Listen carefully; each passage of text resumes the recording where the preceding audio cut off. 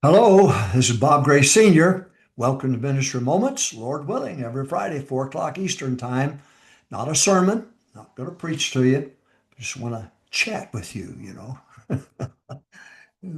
Let's rap a little bit. You want to do that? Ministry Moments. Today, I want to talk to you about preaching hard without being hard. Preaching hard without being hard. Um, I thunder when I preach, but I'm getting older now. My voice is not as strong as it used to be, so I don't thunder as much. But boy, I love old-fashioned preaching. You listen to go to Jack Trieber's Preacher's Classic. I don't know, Preaching the Bible Classics, I think is the title. It will go to podcast and download that thing. Oh my goodness, you talking about a blessing. You talking about a blessing. And then there's a lot of places that fundamental preaching. The very last sermon Lester Roloff preached was in our pulpit. If I Had My Life to Live Over Again was his title. He went to heaven on Tuesday. And what a great sermon that is. Just a lot of great preaching, just great preaching. I hurt for young men and women who did not get a chance to be a part of that, the 60s, the 70s, the 80s, and the 90s. Our church, even in the 2000, was still a strong leader. Our Soul Clink was a big event every year, and Pastor School was a big event every year. But I heard for the young people. I know you hear the cassette tapes. You hear the CDs and the DVDs, and you watch YouTube on video and kind of get a taste of it. But honestly, unless you were sitting there, unless you were a part of it, you just didn't. That's why going to church, you can watch live streaming, but there's nothing like being there, the fellowship with God's people and the power of God. And it was just wonderful, wonderful. Is it over? No, it's just a lull period right now.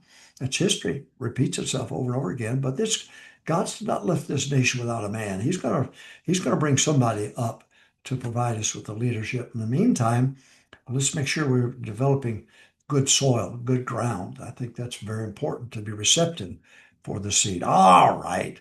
Preaching hard without being hard. Number one, think about the people before you preach to the people. Preaching hard. You ought to preach hard. Thunder. You ought to be able to go modulate up and down to save your voice. I ruined mine, but you need to think about the people before you preach to the people. It's very important. I learned to when there was a funeral and there was a death, I would go sit outside the house taught us this. Sit outside the house and pray for the family. Before a wedding, I would go and sit out, think about the families and think about the daughter leaving her family and following her husband and so on. And I think about things like that, but you've got to take time to think. If you don't, your heart's not going to be warmed.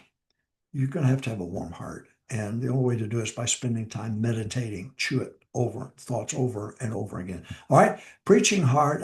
It's going to take a while to build a case here, so you follow me. Preaching hard. Think about the people before you preach the people. Number two, do not begin with the congregation being an adversary. Yeah, a terrible mistake. You got one man fighting you, two men fighting you, and boy, you target on them and let them have it. When 99% of the people love you and are for you and need to be fed, they need to get strength so they can face the adversary of the devil the next week. They got a life they've got to live, and they're hurting. And they come dragging in there, they're hurting. So don't focus on Judas. Don't focus on that one. You feed the people. Talking about preaching hard without being hard. We don't love because we don't think. It's that simple. If we would put some good soldiers up there and think about our wife, think about our husband, think about our children, think about the struggles of life, make a difference. All right, preaching hard without being hard, number one. And I don't want you to let up on your preaching now, but you better learn to pace yourself. Number one, think about the people before you preach to the people. Number two, do not begin with the congregation being an adversary. Number three, let you have it before you let them have it. Yeah. Let you have it before you let them have it. If you're preaching on prayer, you better let yourself, you better say, look, buddy, you're not praying like you should. So before you give it to them, give it to yourself, whatever it might be. Soul winning. You're going to jump on them about soul winning. You better make sure you're getting people saved yourself. So preach hard without being hard. Number one, think about the people before you preach to the people. Number two, do not begin with the congregation being an adversary. Number three, let you have it before you let them have it. Number four, leave them with hope. Leave them with hope. Reprove, rebuke, exhort with all long suffering. That's a wonderful pattern. Plus, negative, negative, plus. Start out with something positive. Sandwich in between, got to deal with it. So you deal with it and you deal with it, but then you leave them with hope. When they get off of that altar, they go back to their pew, they can say, I can do this. I've got to do this. God will help me to do this. I hope you understand that. And that's counseling. Positive, negative, negative, positive. Reprove. It's all there. All right. Preaching hard without being hard. We've got to hurry. I've been so long-winded these last few weeks. I feel sorry for some of you people. God bless you. Preaching hard without being hard. Number one, think about the people before you preach to the people. Number two, do not begin with the congregation being an adversary. The devil's your adversary. Let you have it before you let them have it. Number four, leave them with hope. Number five, build a case like a defense lawyer or prosecuting attorney. Uh, build a case, precept upon precept. About this time, if I were lecturing, I would go to the board and here's deity, here's humanity. And we start in the middle. As we go through our sermon, we reach down to where everybody is and we bring them a little higher than where they are. Then we go not quite as low and we go a little higher until at the end, we're up here where deity is. So as you build a case like a lawyer. Listen to Brother Howe's introductions to his sermons. If you just take some time and you got sermons, don't listen to anything but the introduction. Just learn how to lay the groundwork. And to slowly, here's deity, here's humanity. You reach down to where the people are. That's why self-deprecating humor, I got one hair, I just weave it around the top of my head. He knew how to interject humor. I was at B.R. Lincoln in Crete, Illinois, and he said to me, he said, Brother Gray, you better put some orange juice in that casserole. And he was tremendous at it. And he helped my good friend Howard, Dr. Howard Hall. What a great man. What a dear friend for all these years, 50 some years in this church where he's at. But I was an accountant. I became an accountant because I didn't like people. And I loved accounting. I'm a numbers guy. Just put me in a corner, give me an adding machine and leave me alone. Adding machine, that's how old I am. And leave me alone. But when I went to that sword conference in 1972 and surrendered my life to full-time service, oh my goodness. I had to force myself to get out of my skin, so to speak, and become comfortable with people. And soul winning was a struggle. But Howard Hall helped me. Man, I've laughed so hard at him.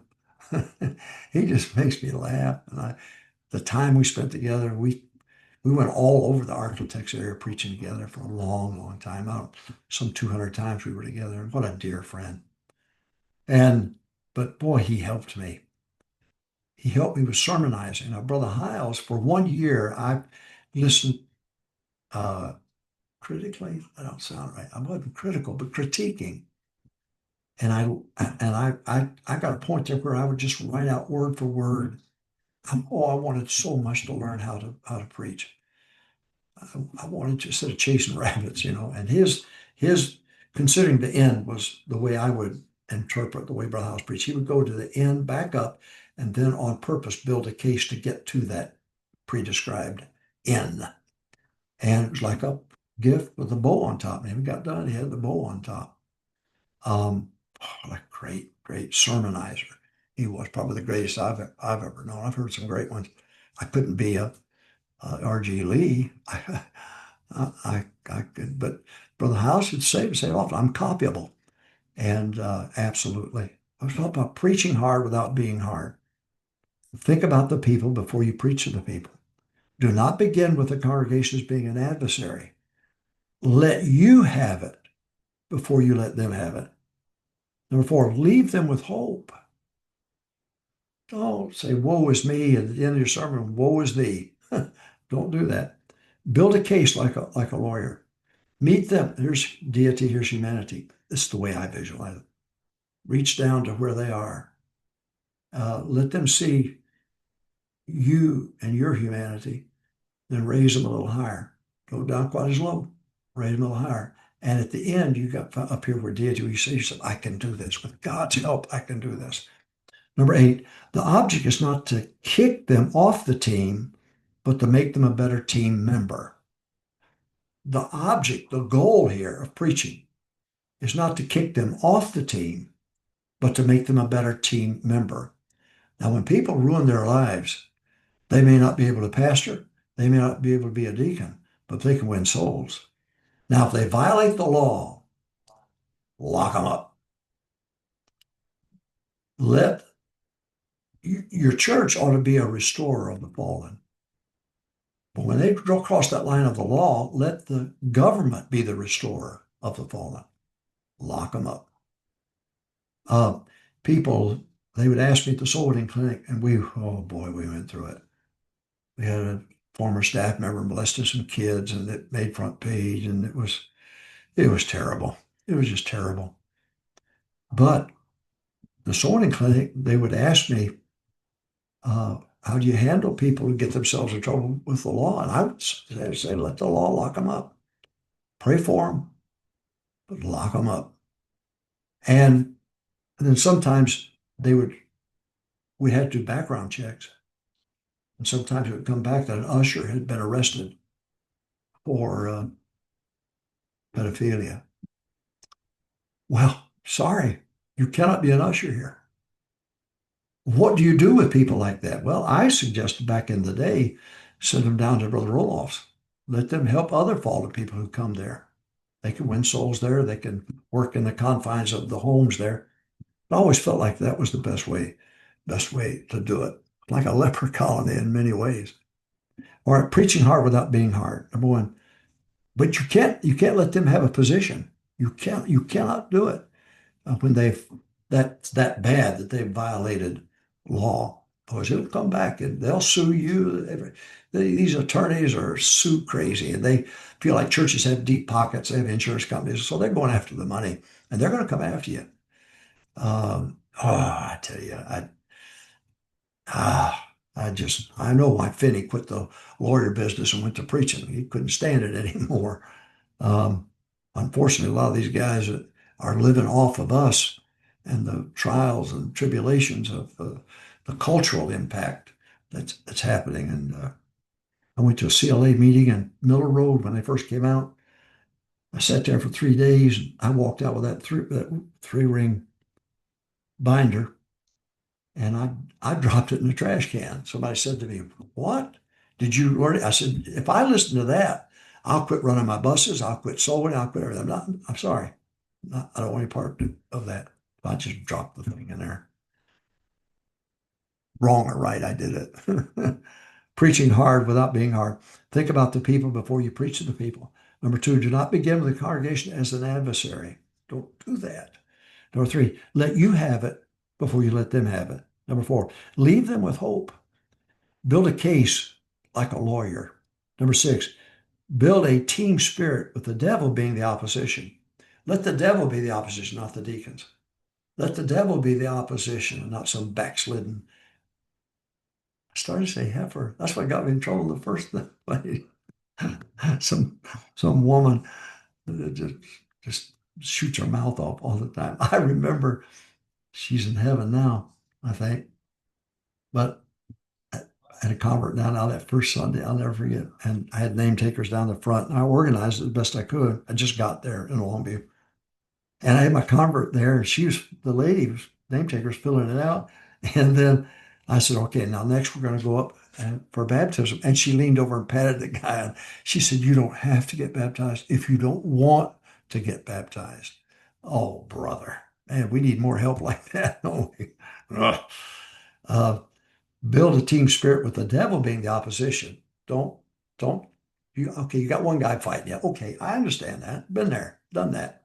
Haven't seen the movie yet, but been there. Have the t-shirt, but you build a team spirit with the devil being the adversary. Number seven, pull for a team victory. There are some times you shouldn't touch anything going on the inside of your church. Preach against abortion, preach against the queers, preach against homosexuality, sodomites, scream, holler about politicians, but shoot outside, bang, bang, bang, bang, bang, outside, and emphasize the devil's your enemy. And sometimes when you have an internal struggle, it's best to start shooting at the outside and leave the inside alone and let God take care of it rather than you going on a vengeance tour every Sunday. You'll ruin a church service if you go after somebody. It's better to go after them when they're not there. What I mean is it's not going on. And if you want to scream about deacons being worldly and sucking on cigarettes and cigars, and do it when they're not doing it. I'm trying to help you. I'm not doing a very good job, am I? Number one, preaching hard without being hard. Number one, think about the people before you preach to the people. Two, do not begin with the congregation as being the adversary. Number three, let you have it before you let them have it. Number four, leave them with hope. Number five, build a case like a lawyer. Number six, build a team spirit with the devil being the adversary. Number seven, pull for a team victory. We got to hurry. Number eight, the object is not to kick them off the team, but to make them a better team player.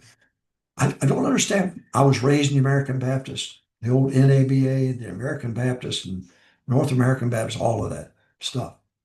And I was raised in that. And their big deal was their annual report came out, had membership, baptism, and so on. It had a column in there, exclusions. And I can still remember the talk of looking, saying, boy, that church there is a pure church. They kick more people out than all the other churches in the association. I remember that talk. And I remember how stupid I thought that it was. I mean, if we are a body, a local church is a body, then lay your hand down and say, which finger don't I need? I need all of them. May take some special treatment, may take some special medicine, but I need all of my fingers. What part of my body don't I need? There are comely parts and uncomely parts. Did you know that? Every body has a heel. Well, then, maybe a church member might be that heel. Could be. I had Coke time advertising. Kid, man, just send me money. We had Sue Cawthorn was my secretary, wonderful lady. And there was this one man every year would come and tell me all the things I did wrong the previous year. And one day she had tears in her eyes. She was just tired of it. She was loyal to me and loved me, and I loved her. And she said, you don't have to see him. Everybody in this church knows he can't stand you and he's critical. He's just a critic. That's what I gossip, a critic. I said, no, Sue, I need to see him. So he came in and he sat down. And he started telling all the things I'd done wrong. And I always had a pad and wrote things down. And number one, wrong. I said, boo, okay. Number two, stupid. Number three, oh, you got to be kidding me. Four. And then he got to number six and he was right. Oh my goodness. When he said that, the Holy Spirit pricked my heart. I said, boy, you're as guilty as homemade sin. Well, I wrote it down, but I circled it. When he left, I begged God to forgive me. God, I need you for you to forgive me. Because if you're not careful, you'll want a bunch of yes people around you. And sometimes, okay, when you preach, you tell people not what they want to hear, but what they need to hear. Somebody needs to tell me what I need to hear. And so a critic can help you. Now he'll not do anything with his life. He's not going to be a great Christian, not going to be a great winner of souls producer. He's just going to be a critic. Critiquing, I did a whole segment on this. Critiquing and criticism is two different things. I don't mind you critiquing if you're carrying the same load and you're looking for ways to help carry that load like you're carrying that load. That's fine with me. That's fine with me. I don't mind that. But I need somebody to tell me what I'll not tell myself. That's what doctors do. They tell you what you'll not tell yourself. Okay, we got to hurry. Preaching hard without being hard. The one, think about the people before you preach to the people. Number two, do not begin with the congregation being an adversary. Number three, let you have it before you let them have it. Number four, leave them with hope. Number five, build a case like a lawyer. You want to get here, you want a deity, humanity, and this until finally you get ready to leave with hope, raising them up, not tearing them down. Number seven, pull for a team victory. Next, the object's not to kick them off the team, but make them a better team player. Use plus, negative, negative, plus. I've already mentioned that. If you cannot get them to laugh, you cannot get to them. If you cannot get them to laugh, you cannot get to them. Use self-deprecating humor. Brother House did. You get them to laugh so that you can get to them.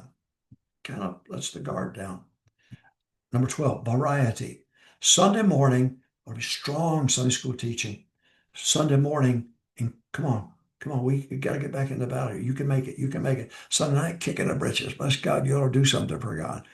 And then Wednesday night, teach like nobody's ever taught the Bible before. I mean, teach, go deep and teach practically, but keep it simple. Repetitive. Repetition is this. You notice I do that. Repetition is the secret to it. The inability to be repetitious hurts. You've got to be repetition. So next, number 12, too much shock is no shock. Terry Smith used to put in the paper something about hippies back in the day, and boy, it drew a crowd. People would come, what's he going to say about hippies? But he's that bold to put it in the newspaper and the sermon title. But too much shock is no shock. Number 13, if you do not leave them with hope, you will leave them with hurt.